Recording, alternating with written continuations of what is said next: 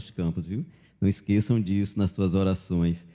E uma das coisas que eu estava perguntando para mim durante a semana passada, era exatamente isso: como eu estaria se eu não tivesse sido alcançado por Jesus? E a segunda pergunta era: como eu estaria se eu não tivesse sido cuidado por vocês, né? Alimentado por vocês, encaminhado na vida por vocês? Aí vem a terceira pergunta, que é: e o que eu estou fazendo com tudo isso, né? Porque a gente nasce, é ensinado, e depois você tem que continuar frutificando na vida. E uma dessas madrugadas, caminhando lá pelo quintal, que eu faço isso, acho que a Sol já levantou umas 4 vezes para ver onde é que eu estou, porque eu continuo saindo pelo quintal, e aí eu fico orando, eu falo com Deus, eu questiono, eu falo: mas Senhor, apareceu anjos para não sei quem, eu só não queria ver o anjo que apareceu para Ezequiel, mas sei lá, eu queria, sabe, aquela, como nós cantamos agora, né, aquela questão de ter um momento mais profundo com Deus. Aí eu volto, vou para o sofá ou para a cadeira, e sento lá na sala e abro a Bíblia aqui, né, buscando também conversar com Deus, e 1 Coríntios capítulo 11, o verso 1, e mexe comigo, mas mexe exatamente com aquela pergunta que eu estava fazendo: e como eu posso fazer para dar continuidade a esse aprendizado que o Senhor tem nos proporcionado como servos do Senhor, e para que isso também não pare em mim e possa continuar na vida de outras pessoas. E a palavra de Deus em 1 Coríntios, né, capítulo 10, ou capítulo 11, capítulo 11, o verso 1, ele diz assim, né? Sede meus imitadores, como também eu sou de Cristo. Eu falei: Senhor, ainda não respondeu a pergunta que eu quero, mas vamos conversar mais com o texto. Aí eu paro e fico conversando com o texto e esboçando aquilo que eu vou entendendo aqui na palavra de Deus. Mas nós vamos orar exatamente para isso.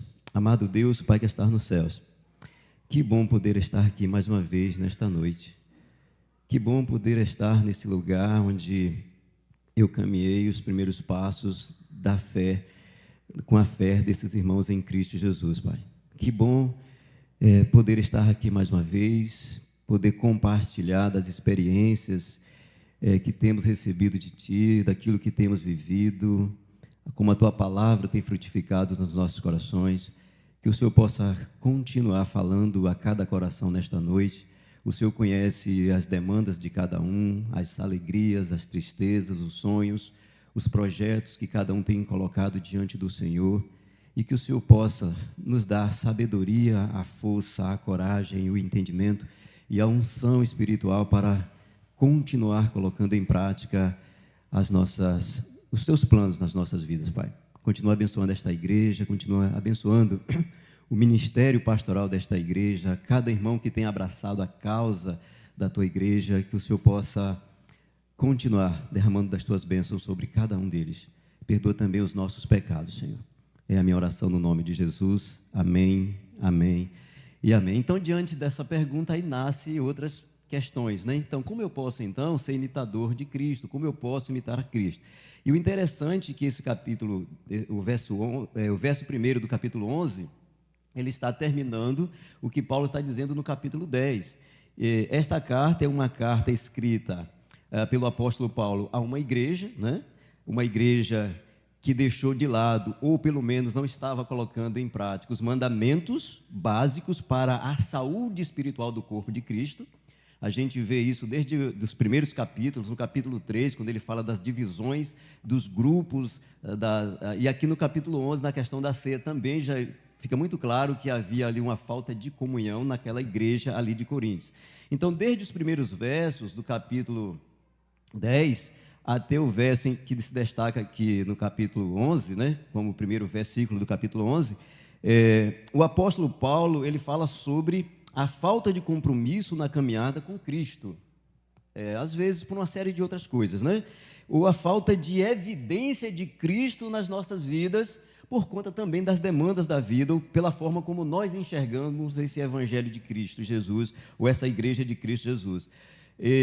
E a igreja de Corinto, ela estava cheia de divisões também, cheia de algumas, às vezes eu paro e algumas pessoas falam assim: pastor, que bom se a gente pudesse viver aquela igreja de lá. Eu falei: qual?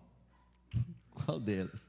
Não é? Porque nós temos, eu estava conversando com uma pessoa essa semana, a gente volta para aqui, E a gente falando da questão da fé, da questão do compromisso, e nós falamos sobre impacto radical. Cadê a Hannah? A Hannah estava ali, né? A gente volta de lá, assim, vamos ganhar todo mundo para Jesus, vamos estar sonhando, fazendo projetos, fazendo desenhos, né? Mas 2 dias depois, já não está, o gás vai diminuindo também, né? E aí, eu falando assim, irmãos, para que impacto, para que presença de Deus, para que força de milagres, como os que aconteceram no deserto, enquanto o povo, depois que o povo saiu do Egito. E uma dos que me chama bastante atenção é a questão do Mar Vermelho, que depois que eles atravessam o Mar Vermelho, a pé enxutos, né? Do outro lado, o exército é destruído, e eles dizem para Moisés assim, olha, para Moisés, a partir de agora nós estamos contigo. A partir de agora estamos juntos, nós vamos te seguir, nós vamos te obedecer, porque eles viram aquilo acontecer, e o milagre, ou aquela fé, durou 3 dias. 3 dias eles já estavam negando tudo e seguindo, fazendo tudo de uma forma diferente. Então, a igreja de Corinto, ela estava cheia de divisões, e essas divisões revelavam a falta de comunhão entre os irmãos. Paulo escreveu com o objetivo de realinhar, né, os crentes de Corinto a permanecerem unidos com Cristo Jesus. Porque o segredo é a união com Cristo Jesus, é essa unidade em Cristo Jesus que precisamos ter. A imoralidade estava essencialmente ali também, dentro daquela igreja, né? Os crentes de Corinto estavam processando uns aos outros, também Paulo trata dessa situação ali. E esta carta, ela tem o intuito de revelar o cuidado que o corpo, chamado igreja, precisa ter. Como igreja, nós precisamos evidenciar isso. Nós precisamos nutrir esse corpo de Cristo para que ele seja saudável, para que ele possa caminhar, para que ele possa refletir a graça de Deus para as outras pessoas. E esta carta não foi a primeira carta, não é? E ele diz assim que ele já tinha escrito outras cartas. É como se essa carta fosse a segunda fosse a terceira. É como se um escrito tivesse desaparecido. A gente vai ver isso aí também. Então, esta carta... no capítulo 1, se a gente voltar lá no capítulo 1, essa carta é uma carta que também deve ser lida por nós, serve para a igreja de hoje, porque ele diz exatamente isso no capítulo 1, os versos 1 e 2, ele diz assim, eu, Paulo, que fui chamado pela vontade de Deus para ser apóstolo de Cristo Jesus, escrevo junto com o irmão Sóstenes, esta carta à igreja de Deus que está na cidade de Corinto. Ponto, mas ele continua, eu escrevo a todos que pela união com Cristo Jesus foram chamados para pertencerem ao povo de Deus. E ele continua, esta carta também é também para aqueles que em todos os lugares adoram o nosso Senhor Jesus Cristo, Senhor dele e nosso. Então é uma carta que é para todas as igrejas, para todo o corpo do Senhor Jesus, todo o corpo de Cristo espalhado pela face da terra, inclusive para nós nos nossos dias. E aí vêm as perguntas que eu fiz para mim. Como posso, então, ser imitador de Cristo? Como pode alguém como eu, cheio de defeitos, cheio de falhas, cheio ainda de dificuldades, como posso eu, então, ser um imitador de Cristo? Como eu posso, então, ser um imitador de Paulo? Como eu posso ser alguém que venha fazer diferença? E aí a primeira pergunta que eu tenho é, vivendo e ministrando, uma frase que a gente usa na nossa igreja lá, que é vivendo e ministrando a graça de Deus, eu coloquei um pouco diferente, vivendo e ministrando a vontade de Deus em primeiro lugar na minha vida. Se a gente voltar aqui no capítulo 10, os versos 31, ele vai dizer exatamente isso, no capítulo 10, no verso 31. Portanto, quando vocês comem, ou bebem, ou fazem qualquer outra coisa, façam tudo para a glória de Deus. Então, eu preciso viver para a glória de Deus. Uma das maneiras que eu tenho para imitar Cristo, ou para pelo menos evidenciar Cristo na minha vida, é glorificando a Deus em tudo aquilo que eu faço. Seja no meu falar, seja no meu comportamento dentro da cidade, seja no meu comportamento com os meus filhos, seja com a minha esposa, aonde eu for, o que eu precisar fazer, a vontade de Deus precisa refletir na minha vida para que Cristo seja glorificado através de mim. Então, meu primeiro objetivo é glorificar a Deus com a minha vida. E a obediência a Deus é a base de um adorador.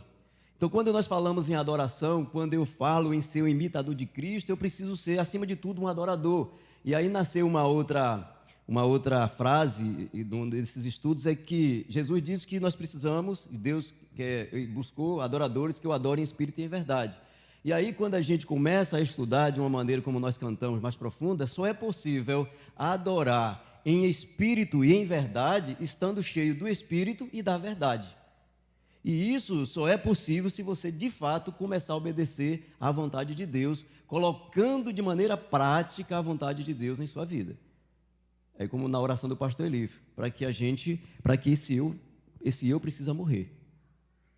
Esse eu precisa desaparecer. E isso é um processo que leva tempo, né? que vai permear aí a nossa vida por um bom tempo. Então Jesus, ele veio a este mundo para cumprir a vontade de Deus. Ele deixa isso evidente em toda a sua caminhada. Não há outro motivo senão adorar a Deus. E todas as ações de Jesus era para que Deus fosse glorificado, para a glória de Deus. E lá a gente teve a oportunidade, né, de abordar as pessoas, de falar de Jesus para as pessoas, e uma das coisas que a gente percebia, o que eu percebi, é que as pessoas conhecem o Jesus banqueiro, conhecem o Jesus curador, conhecem o Jesus psicólogo, mas não conhecem o Jesus salvador. E quando a gente falava a respeito de salvação, a gente percebia que havia uma lacuna, um vazio, porque as pessoas não conhecem esse Jesus. E muitos ainda não conhecem esse Jesus porque nós, muitas vezes, como igreja, de fato, não refletimos a glória de Deus nas nossas vidas. Então, quando Paulo diz, sejam meus imitadores como eu sou de Cristo, a pergunta que eu estava buscando e que eu comecei a entender é que eu preciso glorificar a Deus através da minha vida, em tudo que eu fizer, em todos os momentos, em todos os instantes. Não dá para ser um cristão e que não venha viver dessa maneira. E essa talvez seja a parte mais difícil para algumas pessoas, porque você vai precisar, em alguns momentos, abrir mão de muitas coisas. Porque outra coisa que eu imagino, assim, que existe uma forma de sermos no coração de Deus. E enquanto não for possível encaixar nessa forma, muitas coisas nós vamos precisar deixar. Vamos precisar, talvez como o salmista, dizer, Senhor, abra os meus olhos, ou sonda o meu coração, vê se há em mim alguma coisa que precisa ser tirada, que precisa ser trabalhada. E eu imagino isso vindo do salmista, porque existem coisas que nós não vamos conseguir perceber. Por isso que nós vamos precisar da ajuda do Espírito Santo de Deus, para Ele que sonda os nossos pensamentos, que é capaz de sondar todo o nosso ser, nos ajudar a refletir sobre a nossa adoração, o que nós estamos fazendo de fato como adoração ao Senhor. Então essa deve ser a postura dos filhos de Deus, essa deve ser a minha postura. Em primeiro lugar, eu preciso viver e ministrar a vontade de Deus na minha vida, para que eu seja de fato um adorador, para que eu venha glorificar a Deus com a minha vida. Então, repetindo o verso 31 do capítulo 10, Paulo diz, portanto, quando vocês comem ou bebem ou fazem qualquer outra coisa, façam para a glória de Deus. Eu preciso, como cristão, glorificar a Deus o tempo todo. Não há outra maneira para viver que não seja essa. Então, essa é uma das respostas que Jesus também fala para a mulher samaritana. Ela diz no verso 4, lá em João 4, no verso 23, ele diz, mas virá o tempo, e de fato já chegou, em que os verdadeiros adoradores vão adorar o Pai em espírito e em verdade. E de novo, só é possível adorar ao Pai em espírito e em verdade, estando cheio do Espírito e da verdade. Porque não é possível alguém compreender o amor de Deus sem compreender a justiça e a santidade de Deus. É por isso que muita gente confunde o amor de Deus com o gostar dos seres humanos. Porque se você não entender a justiça de Deus, o preço que foi pago, não sendo você merecedor de coisa alguma, se você não entender essa justiça, que é um preço que o próprio Deus estabeleceu e que Ele mesmo pagou, porque não havia como pagar esse preço, se você não entender a justiça de Deus e a santidade de Deus, você não vai conseguir entender esse amor que constrange, que nos faz repensar nas decisões, que nos faz, naquele momento de desistir, pensar de continuar seguindo em frente, né? Então, é preciso mergulhar então na palavra de Deus. E aí veio a segunda pergunta, né? Continua, né? Como pode então alguém imitar a Cristo? A primeira coisa para imitar a Cristo eu preciso primeiro ministrar, viver e ministrar a vontade de Deus em primeiro lugar na minha vida, sendo um adorador, refletindo a glória de Deus em tudo que eu venha fazer. E a segunda coisa é vivendo e ministrando a vontade de Deus para a edificação de outras vidas. É o que está no verso 32 do capítulo 10, quando ele diz assim: vivam de tal maneira que não prejudiquem os judeus, nem os não-judeus, nem a igreja de Deus.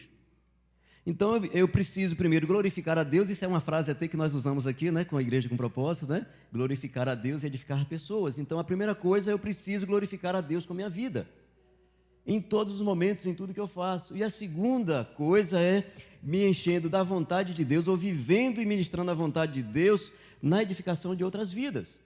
Nós precisamos edificar outras pessoas através das nossas vidas. E não sei, a Hannah estava com a camisa azul, então a Hannah era de um outro grupo, eu estava com a camisa amarela, eu era de um outro grupo, eu era do grupo de visitação.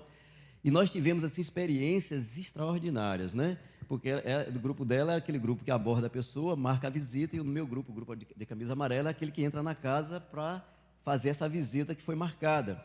E no sábado à tarde nós tivemos assim, nós fomos fazer, no sábado pela manhã, na verdade, já a última visita do sábado pela manhã, nós batemos numa casa e a mulher demorou muito para receber. Aí a Sol já ficou assim, será que, olha, se eu perceber qualquer coisa, eu vou ficar de fora e tal. Mas ela recebeu, e pensa numa pessoa de muitas dores. Ela perdeu um filho de 27 anos de idade, há 2 anos atrás, e ela ainda não conseguiu superar isso. Ela não é cristã, embora ela disse que o marido dela é um cristão, e ele deixou claro que ele não ia mais chamá-la para a igreja, que ela tinha que esperar o tempo, que ela tinha que tomar essa decisão. E ela disse que durante esse período ela já fez terapia, já tomou medicamento, e no final de semana, que era aquele dia do sábado, ela para de tomar medicamento porque ela precisa se divertir.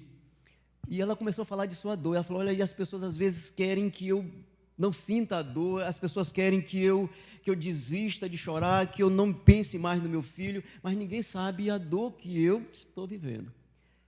E aí no nosso grupo, tinha uma pessoa que esperou ela falar e começou a falar da dor dela. Quando aquela moça começou a falar as dores de perdas que ela teve durante o ano passado e esse ano, eu falei, Jesus Cristo. E ela estava ali para edificar pessoas.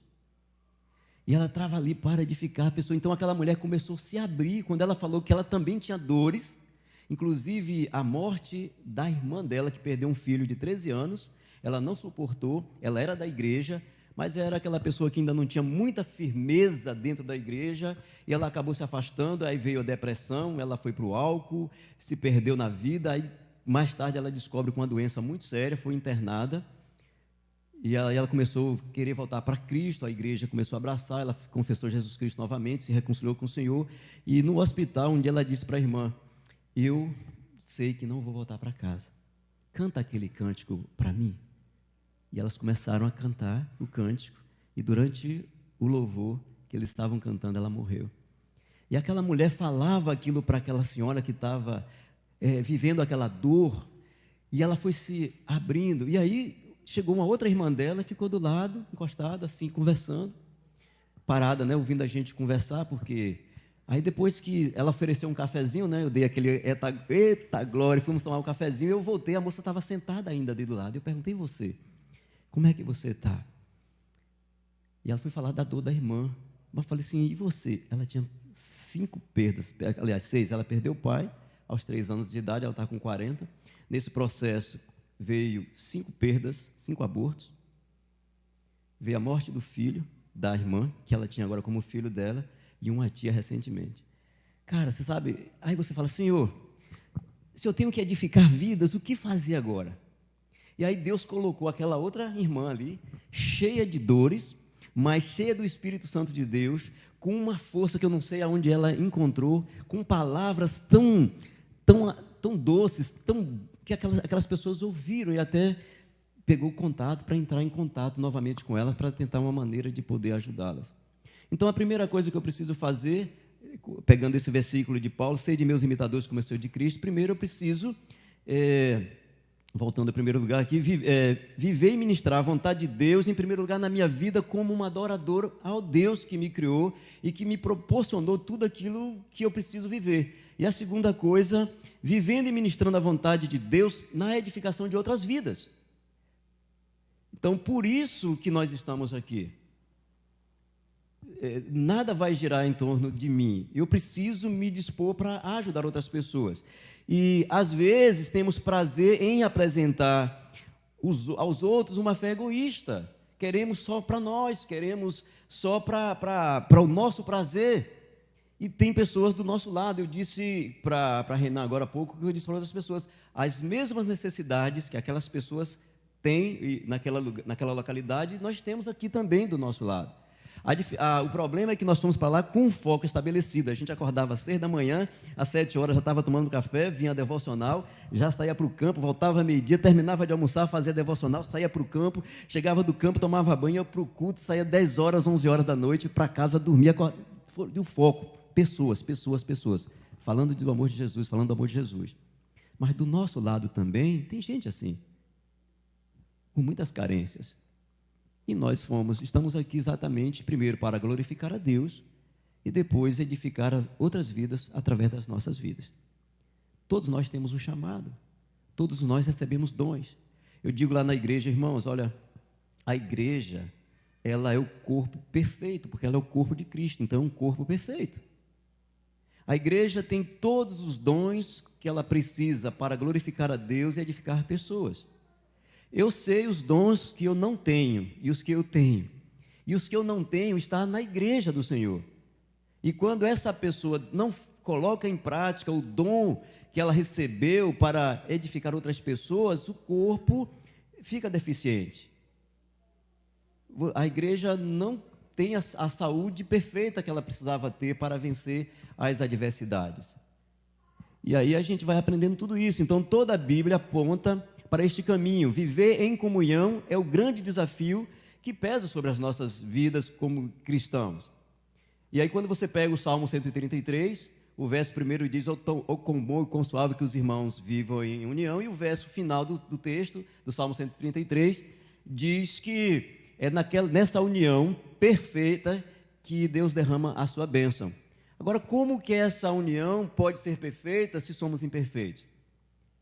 Aí eu descobri uma coisa interessante também, que o amor, eu não posso dizer para o pastor Elif, eu te amo, se eu não respeito o pastor Elif, como ser humano, ou como meu pastor, ou como amigo. Porque se você não respeita, você não ama, não tem como você amar. Então a base é a gente respeitar as diferenças que temos e nos juntar para que sejamos mais fortes. Tem um filme que eu assisti, vamos revelar minha idade, né?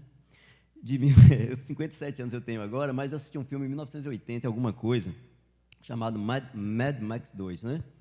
E naquele filme tinha um gigante, que ele é... Como é que fala a palavra? Não sei como é que fala, né? Ele era tolo, bobo, ele não tinha a mente boa, mas tinha um anão que era super inteligente. Aí o anão juntava, né, no ombro do gigante e ninguém vencia, ninguém podia vencê-los.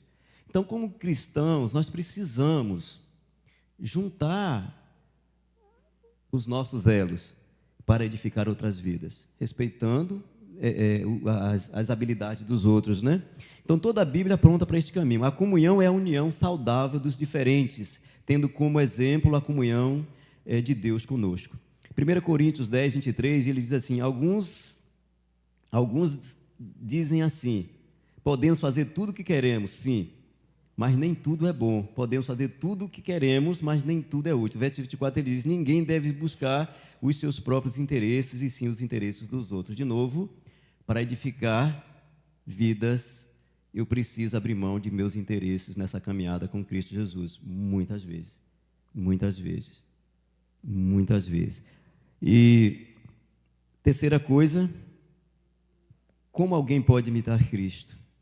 Vivendo e ministrando a vontade de Deus até que morra para este mundo. Até que você morra para este mundo. E 1 Coríntios 10, 33, ele diz: façam como eu. Procuro agradar a todos em tudo o que faço, não pensando no meu próprio bem, mas no bem de todos, a fim de que eles possam ser salvos. Então, a primeira coisa é viver e ministrar a vontade de Deus na minha própria vida. A segunda coisa é viver e ministrar a vontade de Deus para a edificação de outras vidas. E a terceira coisa é viver e ministrar a vontade de Deus até que eu morra para este mundo, completamente para este mundo. Então, o verso 33, ele diz exatamente isso, né? Façam como eu. Procuro agradar a todos em tudo que faço, não pensando no meu próprio bem, mas no bem de todos, a fim de que eles possam ser salvos. Então, não é possível agradar a Deus mantendo o coração apaixonado pelas coisas deste mundo. Não é possível. João diz isso. Desde o mês passado, eu e a Sol começamos a ler todos os dias uma parte do Novo Testamento e já lemos, nós estamos no 14º livro do Novo Testamento. Todo dia de manhã a gente senta na cama, antes do cafezinho, e a gente lê 3, 4 páginas, um livro inteiro, e a gente vai associando com outras passagens, e a gente começa a questionar: Deus, será que eu estou vivendo do jeito certo? Será que ainda há coisas que nós precisamos aprender? O que é que a gente ainda precisa deixar de fazer? O que é que ainda falta na nossa vida para que a gente venha de fato morrer completamente para este mundo? Como lutar contra essa velha natureza que teima em permanecer, que teima em aflorar, que teima em tomar decisões muitas vezes? Como sobreviver a tudo isso? E é confiando em Cristo Jesus. É colocando diante dele mesmo, é derramando diante dele. Se a gente, voltando de novo aí o versículo, volte ao capítulo 10. O capítulo 10, ele diz exatamente, olha só: pois irmãos, não quero que ignoreis que nossos pais estiveram todos debaixo da nuvem e todos passaram pelo mar.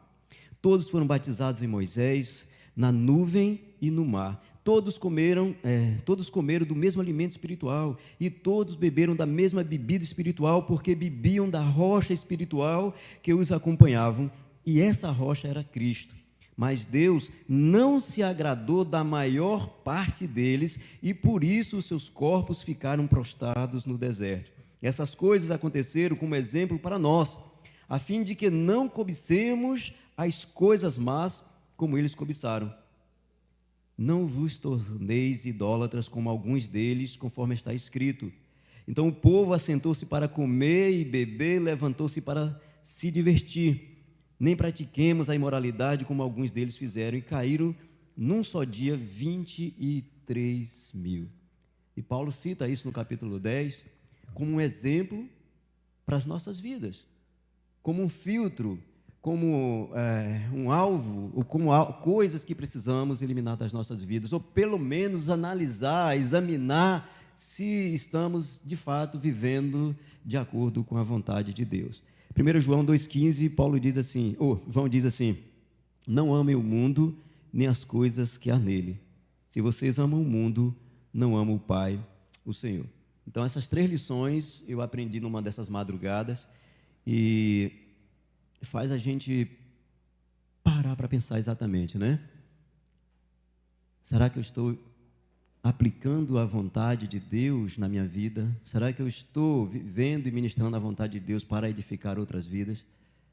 O quanto de mim ainda falta morrer para este mundo? Amém? Vamos cantar? Não sei, né, passar a palavra, pastor, mas deixa eu orar mais uma vez. Senhor, nosso Deus, Pai que estás nos céus, mais uma vez, Senhor, declaramos que somos os teus filhos, que confiamos na tua bondade, na tua misericórdia, no teu cuidado para com as nossas vidas. E nesta noite, meu Senhor, mais uma vez, nos colocamos diante do Senhor as nossas vidas, os nossos corações, os nossos sonhos, as nossas famílias, Senhor, Colocamos diante do Senhor aqueles que estão passando por enfermidades. Clamamos para que o Senhor venha derramar sobre eles a tua cura, Senhor. Colocamos também diante do Senhor nesta noite aqueles que precisam tomar decisões, Senhor. Que o Senhor venha, Pai, guiá-los, guardá-los, protegê-los e direcioná-los para que eles venham entender a tua vontade e a tua verdade. Te pedimos, Senhor, por esta igreja, Senhor, neste lugar, igreja, Senhor, de um povo adorador, que faz a tua vontade, que vive a tua verdade. Ó Deus, este lugar onde a minha vida foi edificada e que outras vidas, Senhor, possam ser edificadas a partir destas vidas que adoram o Senhor neste lugar. Abençoa, Senhor, também a tua igreja espalhada por toda a face da terra. Desperta, Senhor, aqueles que ainda dormem, aqueles que ainda lutam, aqueles que ainda resistem ao chamado, Senhor. Pai, clamamos pelas tuas misericórdias sobre a face da terra.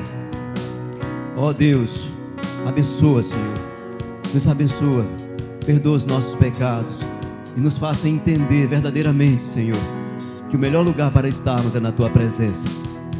É a minha oração no nome de Jesus nesta noite. Amém, amém e amém.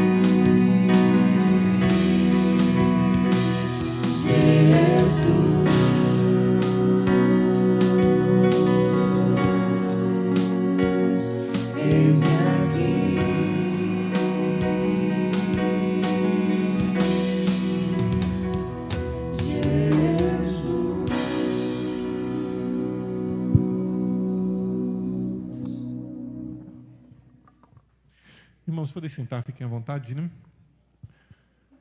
Bom, agradecer ao pastor.